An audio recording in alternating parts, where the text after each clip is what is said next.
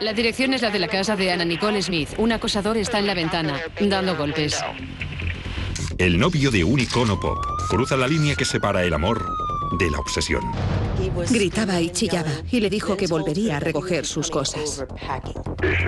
Te tomas muchas molestias para volverme loco. Al otro lado de la ciudad, una corista está aterrorizada por las acciones de un desconocido. Se oía una respiración fuerte, un ruido de roce, gritos. Era una chica joven que había tenido una vida bastante protegida. Y ese pervertido va y se fija en ella. Hollywood se sustenta en el poder magnético de las caras famosas. Pero a veces la fuerza es demasiado poderosa y la adoración de un fan se puede convertir en la obsesión de un acosador. Lo que los acosadores de los famosos quieren es fama. Son auténticos perdedores y necesitan cierto reconocimiento en la vida. Y no diferencian entre matar a alguien, hacer daño a alguien o acosar. Solo quieren ser famosos. Rhonda Saunders ha dedicado su carrera a meter a acosadores entre rejas. Una de sus muchas víctimas famosas fue la chica Playboy convertida en estrella de la televisión, Anna Nicole Smith. Anna Nicole Smith es una persona muy conocida aquí, en Hollywood. Ana, hazme cochinadas. Cuando tenía 20 y tantos, Anna Nicole bailaba en un bar de striptease en Texas. Y allí conoció a un multimillonario, J. Howard Marshall, que entonces era un octogenario. Él le propuso matrimonio y ella aceptó. Al cabo de un año, Marshall murió y dejó a Anna Nicole la friolera de $88 millones. Hasta que después de una sórdida batalla en los tribunales con el hijo de Marshall, se impugnó la decisión. Pero Anna Nicole siguió siendo cada vez más famosa como chica Playboy del año y estrella de su propio programa de televisión. Una vez le pregunté a mi hijo, ¿quién crees que mira el programa de Anna Nicole? Y me dijo que en todas las residencias de estudiantes del país se veía el programa de Anna Nicole todas las semanas. Era una especie de icono para los jóvenes. Estaban fascinados. ¿En qué puedo ayudarle? Pero la fascinación de un hombre se convirtió en obsesión.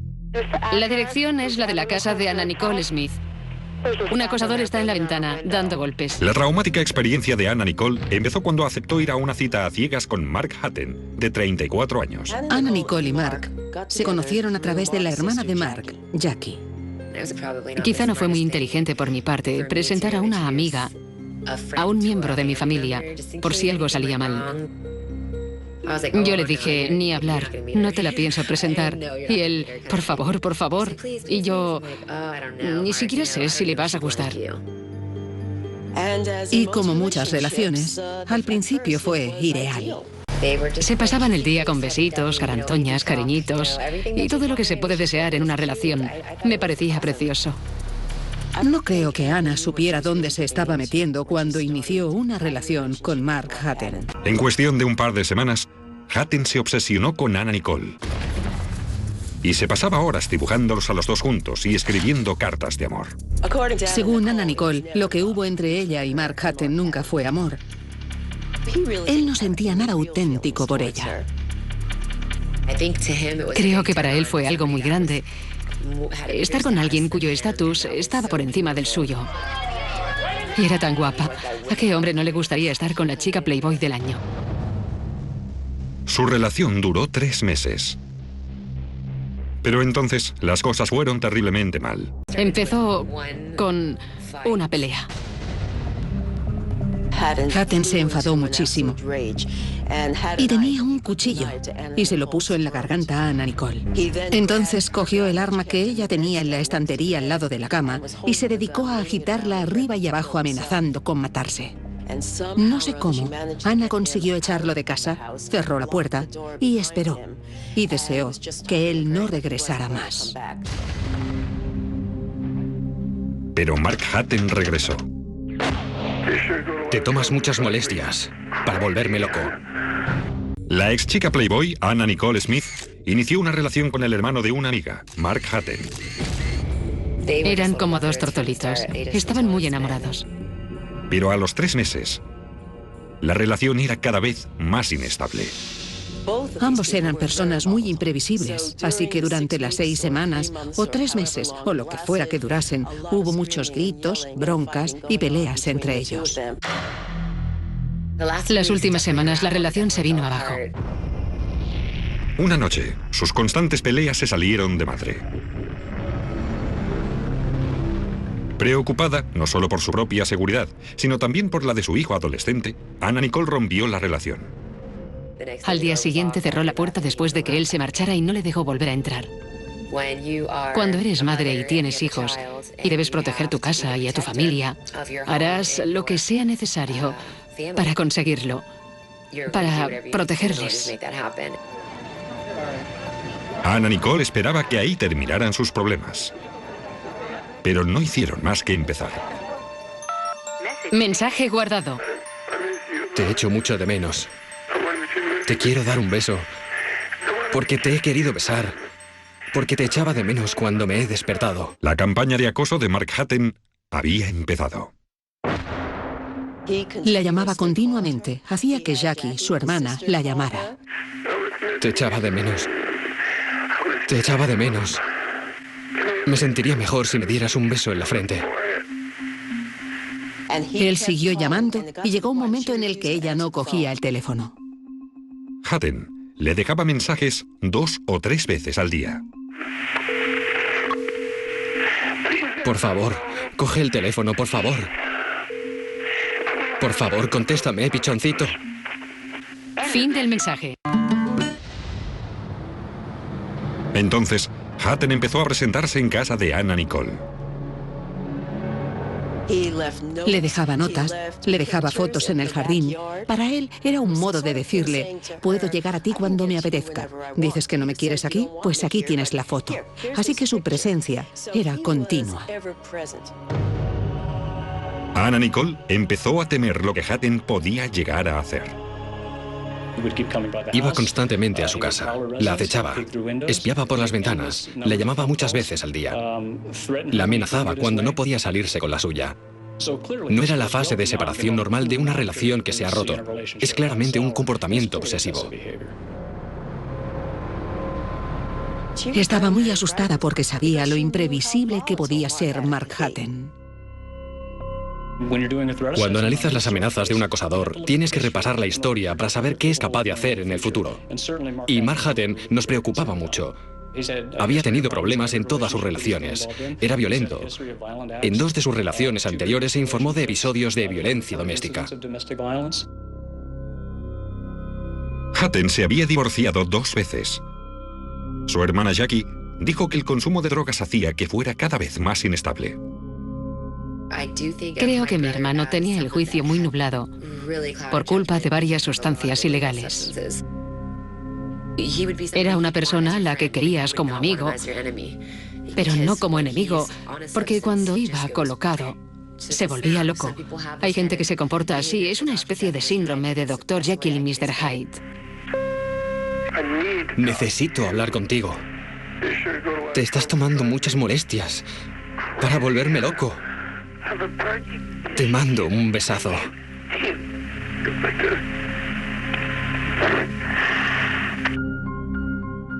No estaba enamorado de Anna, estaba enamorado de su fama. Vendió la historia a la prensa de que era el esclavo sexual de Anna. Y cuando ella le echó y la relación se iba a terminar, vio que esa fuente de ingresos se acababa. Por aquel entonces, Hatton no tenía ni trabajo ni dinero. Anna Nicole permaneció en el silencio con la esperanza de evitar la publicidad negativa. Pero como su examante se volvió más persistente, pidió ayuda a la policía. La policía había ido varias veces a casa de la señorita Smith y se había encontrado el señor Hatton en el jardín. Pero consiguió convencer a los agentes de que era su novio, que era una riña de enamorados que podía estar allí. Así que no le detuvieron ni redactaron ningún informe. La policía le dijo que quizá debería irse un tiempo de ahí y se marchó de la propiedad, pero regresó al cabo de 1 o 2 días. Ella no conseguía librarse de él, hiciera lo que hiciera, dijera lo que dijera. Durante casi 2 años, Hatton acosó a Anna Nicole. Hasta que una noche se pasó de la raya. Se fue hasta la casa de Ana y empezó a aporrear la puerta. No hacía ni media hora que la había llamado y le había dicho: si yo no te puedo tener, no te tendrá nadie. Y entonces le dijo que iría a buscar sus cosas. Creo que cualquier persona que haya visto alguna vez la tele, alguna película, sabe qué significa eso. Ana tenía miedo de que esta vez se presentara con un arma. Anna Nicole hizo bien en tener miedo.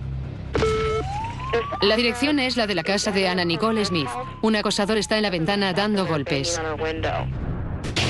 La abogada Rhonda Saunders ha tratado con más de 1 millar de víctimas de acoso, incluida la chica Playboy y estrella de la televisión Anna Nicole Smith.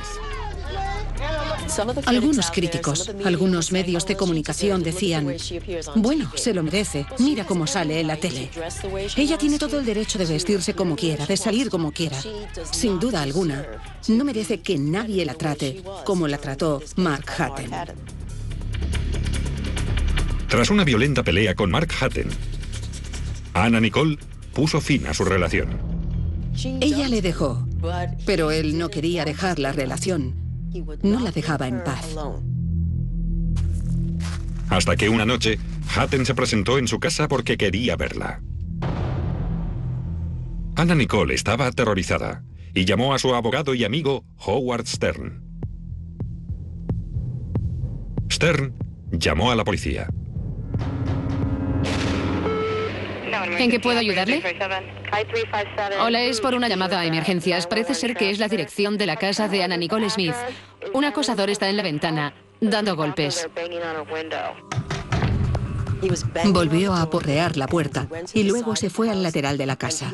Gritaba sin parar y Ana estaba aterrorizada. Espera, te paso con su abogado. Howard, cuenta a la policía qué está pasando. Hay un tío que se llama Mark y que acosa a Anna Nicole Smith en su jardín, al lado de la ventana. Con ella estaban su ayudante, Kim, y su hijo. Se encerraron en la habitación y Ana cogió la pistola, pero se atrincheraron allí. Vamos a enviar a un agente, ¿de acuerdo? Hatten sigue allí aporreando la puerta en el lateral de la casa, golpeando la ventana. Kimmy llamó a los vecinos y les dijo: necesitamos que vengáis. Hay un intruso en el jardín. Su vecino, René Navarro, no se dio cuenta del peligro al que se enfrentaba. Anna Nicole vivía aquí. Ahí había una persona de pie y tenía la puerta abierta. Así que le dije: ¿qué estás haciendo aquí? Le reconocí porque le había visto alguna otra vez. Sabía quién era. René Navarro creyó que podría razonar con Mark Hatten y calmar los ánimos, que le diría: mira, la policía está en camino, ¿por qué no la dejas tranquila? Pero no fue así de fácil. Dijo: que te den. Se dio la vuelta, me dio un golpe en la cabeza y me caí. Me arrastré hasta la zona en la que estaba la piscina y me puse en pie. Intentaba levantarme para largarme de aquí. Lo siguiente que recuerdo es un pie viniendo hacia mí y me golpeó la mano, las dos manos. Se levantó y corrió hacia la puerta para salir de allí. Fui hasta la puerta y vi que pasaba algo raro. No sé si había alguien a este lado, pero no podía abrir la puerta. Corrió hacia la puerta y empujó. Y la puerta rebotó y le pilló la mano. Y parece ser que mi hermano, eso dice, cogió el bloque de hormigón que había en el suelo. Lo levantó por encima de su cabeza y empezó a venir hacia mí. Y cuando lo vi, yo me acerqué a él. Le dije: puedes matarme, estoy en paz con Dios, pero tú, todo el mundo sabe quién eres. Anna Nicole estaba aterrorizada. Necesitaba que alguien ayudara a René. Histérica, pidió a su amigo Stern que llamara otra vez a la policía. Hay un acosador delante de la ventana de la habitación de Anna Nicole y acaba de dar una paliza a alguien, a su vecino. ¿Le ha dado una paliza ahora? Sí, ¿Esa persona necesita atención? creo que sí. Cuando llegó la policía, Hatton había desaparecido. Solo encontraron a Anna Nicole aterrorizada y a René malherido. Se trata de un hombre que intentaba ayudar. No era el destinatario de la ira de Mark Hatton, era Anna Nicole. Y aún así, Mark Hatton le consideró un obstáculo entre él y Anna. Así que en un ataque de rabia, atacó violentamente a René. La policía localizó a Hatton. Le detuvieron y le acusaron de amenazas criminales, lesiones y acoso. El caso pasó a la unidad de gestión de amenazas. Mark Hatton puede ser un hombre muy peligroso. Estaba convencido de no haber hecho nada malo. Creía ser lo suficientemente carismático para convencer a todo el mundo de que era inocente y de que la culpa era de Anna Nicole, de su entorno, de la policía, de cualquiera que estuviera remotamente implicado en el caso. Cualquiera menos él. Pero en la vista preliminar se empieza a vislumbrar cómo es Hatton en realidad. Creo que Hatton tenía algo contra todas las mujeres. Menospreciaba a las mujeres en general. Y ahí estaba, en el tribunal. Y no solo Anna Nicole Smith era la víctima. La juez también era una mujer. La alguacil también era una mujer y yo era la acusación. Y él creía que las mujeres eran tan idiotas que se creerían cualquier cosa que les contara. Yo no soy mala persona. En esencia, me fui cuando nos peleamos. Y nunca he usado un arma contra nadie en toda mi vida en una pelea. Es todo. Lo máximo que he hecho jamás es algún delito menor, algún pequeño altercado. Es cosa suya decidir si debo ir a la cárcel o no. Está en sus manos.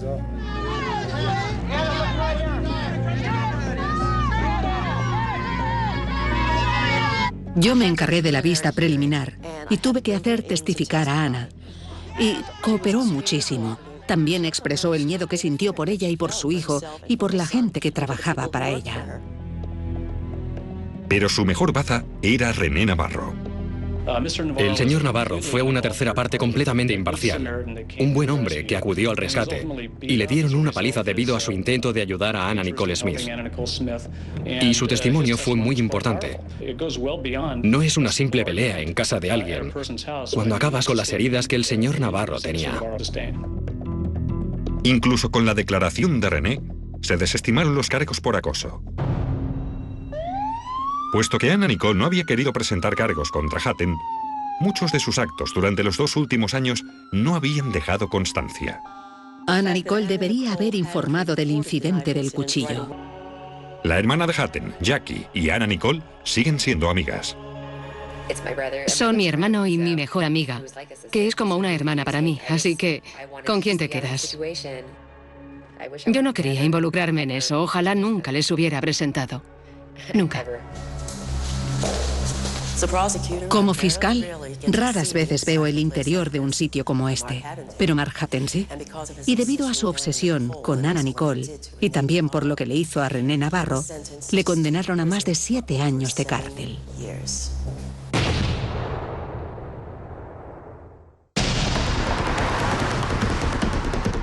Hace más de 15 años, Rhonda fue parte fundamental en la creación de la Unidad de Gestión de Amenazas, cuyo propósito es proteger a las víctimas de acoso como Anna Nicole.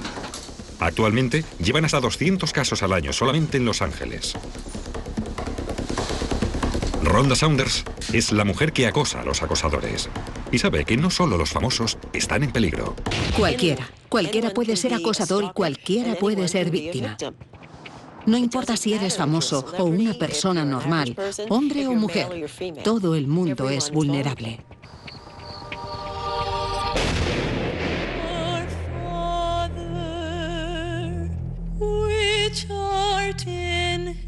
María Noel era una adolescente que cantaba y trabajaba en la iglesia local de Glendale, California, hasta que se convirtió en la víctima escogida al azar de un acosador depravado. He llevado muchos casos de acoso. Y no diría que este era el acosador más peligroso de los que he conocido, pero seguramente era uno de los más crueles. Tenía mucho miedo de que me violara. Lo que le hizo a esa chica es imperdonable. Era aterrador. La inocencia de María Noel estaba a punto de romperse en pedazos.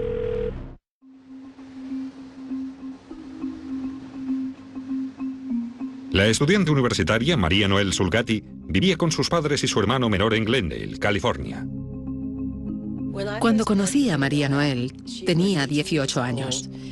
Era una chica increíblemente guapa y llevaba una muy buena vida. Cantaba en la iglesia. A los 15 o 16 años, me di cuenta de que Dios me había dado ese talento, ese don, para que compartiera el Evangelio con los demás de la mejor manera que podía, cantando. Pero la inocencia de la vida que ella conoce está a punto de romperse. Recibía 1 o 2 llamadas al día. Casi siempre colgaba nada más coger el teléfono. La otra persona colgaba, se oía el clic. Y entonces empecé a recibir muchísimas más llamadas. Recibía 20 o 30 llamadas al día. Y por la noche a veces teníamos que desconectar el teléfono porque llamaba a las 2, a las 3 o a las 4 de la madrugada. Y las llamadas se volvieron más sexuales.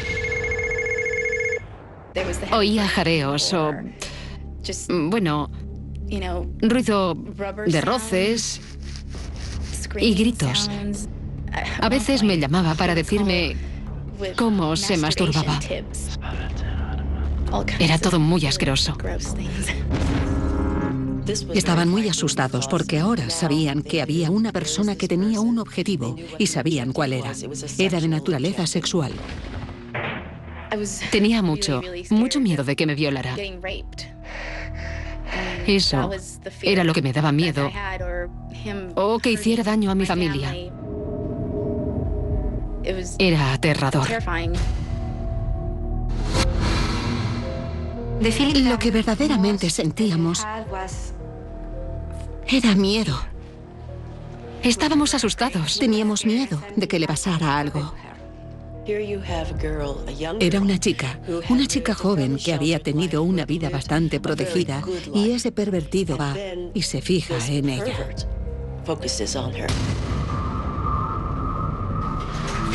Para su familia también fue algo horrible. No podían protegerla. Las llamadas incesantes continuaron día tras día durante un mes entero. Y fue completamente aterrador cuando empezaron a recibir cartas. Ahora, el acosador tenía su dirección. Mis padres recibieron la primera carta y decidieron no contármelo para no asustarme. Saber que él sabía dónde vivía yo me asustó mucho. Daba mucho miedo. Fue horrible. Los padres de María Noel se dieron cuenta de que tenían que llamar a la policía para informarles. Recibí un informe preliminar. Me asignaron el caso, lo leí y vi que había recibido varias llamadas a su casa. Oía claramente lo que parecían adultos practicando sexo juntos. Lo primero que les aconsejé a ella y a su familia fue que instalaran un aparato en el teléfono de la casa para que se grabaran las llamadas y así la compañía telefónica podría rastrearlas hasta la población desde la que se originaban. 1 semana y media después, recibí otra carta. Y esa la abrí porque recogí yo el correo. Mientras la compañía telefónica tenía la línea pinchada, llegó una segunda carta y era aún más explícita. El autor de la carta describía ciertos actos sexuales que practicaba solo mientras pensaba en ella. Había unas modelos porno rubias y con el ordenador, supongo, les había escrito mi nombre encima y cosas así.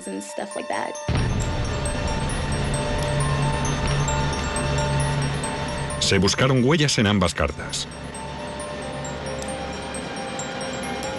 Los técnicos forenses me dijeron que había manchas o huellas parciales, pero nada que nos permitiera identificar positivamente al autor. Pasaron 6 semanas. La confianza del acosador iba en aumento. Parecía que se dedicaba a jugar para desviar la investigación en curso. Lo que hacía el acosador era, en algunas de las cartas, afirmar que observaba a las víctimas en clase. Sé quién eres, pero tú no me conoces. No sabía en quién podía confiar, no sabía si era un amigo, no tenía ni idea de quién era, no sabía si era un profesor. María Noel empezaba a acusar el estrés. Yo no había tenido ningún novio, nunca había salido con nadie. Así que no podía ser un exnovio, ni nadie que hubiera estado conmigo. No podía dormir. Era igual donde estuviera, tenía miedo, incluso en mi casa. Dejó las clases, dejó el trabajo, le destrozó la vida porque no sabía quién era. Todo el mundo era sospechoso.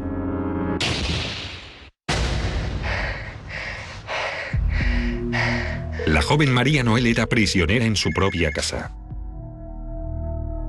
Dejó la universidad, dejó el trabajo y se negaba a ir a la iglesia cuando su acosador se volvió más insistente. Era tan doloroso y agotador. Era completamente horrible. Además de la avalancha de llamadas, María Noel empezó a recibir cartas pornográficas en su casa. Después llegó otra carta, pero esta vez su acosador se había acercado aún más. La tercera carta era un paquete y no llegó por correo ordinario. Se entregó en mano en casa de la víctima. Cuando el acosador lo entregó, se abrió parcialmente y María Noel lo encontró.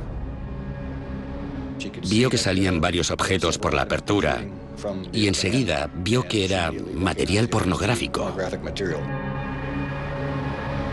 Eso implicaba que el acosador sabía dónde vivía, había estado en su propiedad, había violado su intimidad. Ahí es cuando nos asustamos de verdad. En ese momento me quedé muerta de miedo. Estaba aterrorizada. En ese momento se echó a llorar y sus padres se sintieron indefensos porque no podían ayudarla. María Noel sabía que el acosador podía volver en cualquier momento.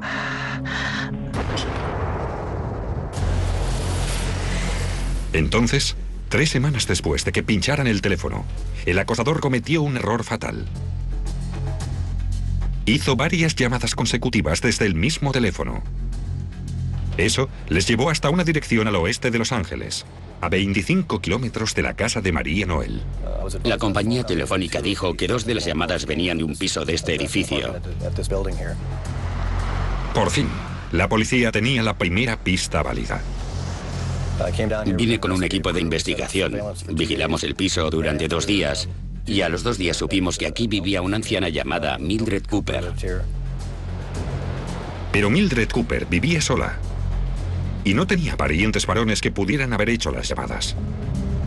Era otro callejón sin salida. María Noel y toda su familia quedaron destrozados. Les daba mucho miedo salir de casa.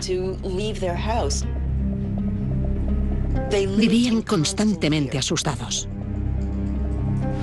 A pesar de que el caso se estaba enfriando, el inspector Osborne se negó a rendirse.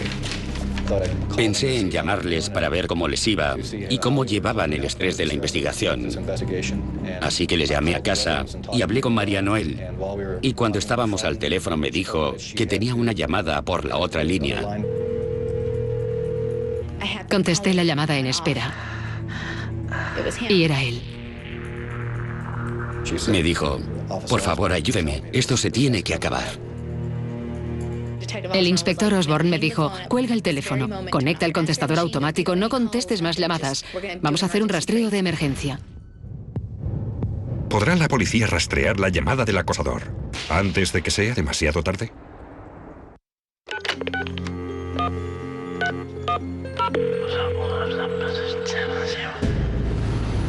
La policía por fin se está acercando al acosador de María Noel Sulgatti. Mientras ella lo tiene al teléfono, la policía rastrea la llamada. Le dije que mantuviera al acosador al teléfono para rastrear la llamada. Vino un policía a casa y me dijo, la estamos rastreando, no cojas el teléfono, no hagas nada. En ese momento me emocioné porque como investigador me di cuenta de que era una pista importante. Y yo dije, por favor, háganlo, porque si hacemos un rastreo de emergencia, él aún estará allí cuando sepamos desde dónde llama y le podremos atrapar. Tenían que atraparlo ya. A los pocos minutos me llamaron de la compañía telefónica y me dijeron que había salido bien, que la llamada provenía de una casa de Glendale, que estaba más o menos a 1 kilómetro. Tenían una dirección y estaba cerca de mi casa. El inspector Osborne fue directamente a esa dirección con un equipo de refuerzo. Fuimos al piso y llamamos a la puerta. Un hombre la abrió. Y lo que encontraron fue impactante. Pornografía por toda la casa, vídeos pornográficos, los que le ponía a María Noel por teléfono. En el ordenador, más pornografía. Antes de que abriesen la boca, él dijo: he sido yo, soy yo, estoy enfermo. Cuando le detuvimos, cuando le pusimos bajo arresto en base a la información que teníamos y a su admisión de ser responsable de acosar y aterrorizar a la víctima, le llevamos a la policía de Glendale. El inspector Osborne interrogó al sospechoso. El acosador era Jolly J. Talsabar, un filipino de 31 años. ¿Cómo se llama? Ni lo sé. ¿Ni lo sabes? Ajá. Le has estado mandando cartas. ¿La quieres? En esas cartas le dices que la quieres. Lo sé. Que quieres tener sexo con ella, que te masturbas pensando en ella. Es enfermizo. Sí, es enfermizo. Pero ¿por qué lo haces? La había visto cantando en la iglesia, le gustaba su voz y decidió que haría un experimento. Yo no le había visto nunca. Era un señor que estaba yendo a nuestra iglesia. Era de nuestra congregación. Se sentaba ahí, una semana tras otra, viendo cómo ella se desmoronaba, se deterioraba, perdía peso, se debilitaba debido a su broma. Eso tan horrible que le estaba haciendo, esas cosas que le enviaba. Quería ver si sus actos la podían destrozar. Para él, ella era una cobaya dentro de una jaula. ¿Quién iba a pensar que un feligrés le haría pasar por semejante infierno? Estaba confundida y dolida. Creía que la iglesia era el lugar más seguro. En cierta manera me alivió que no fuera alguien conocido, en quien yo confiara. Era solo una persona que estaba enferma.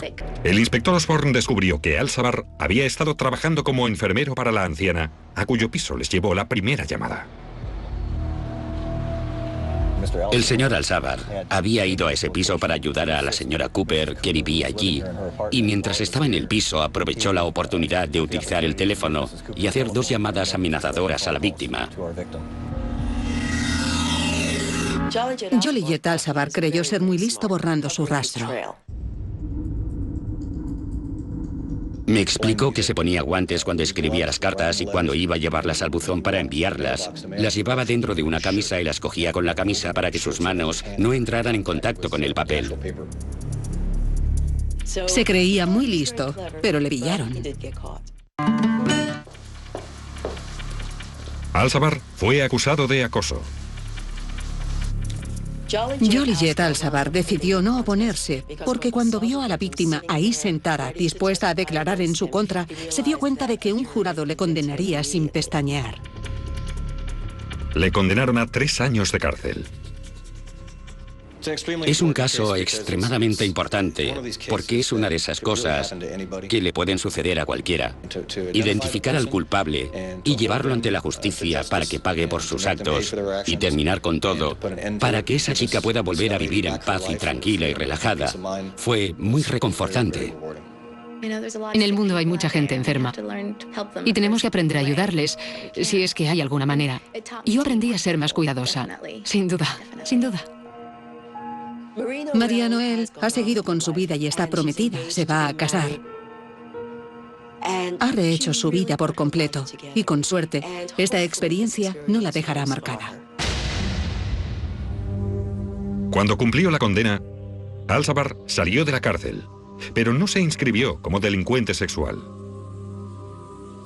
Hay una orden de detención contra él.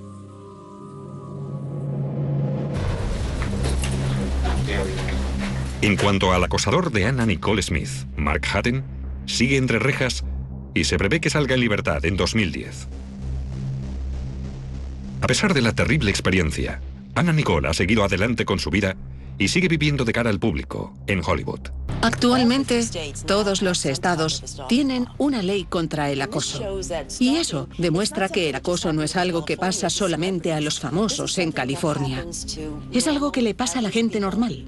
Cuanto más sabe la gente del acoso, más cosas se entienden y mejor preparada está la policía para estos casos. Y mejores serán los resultados que obtengamos.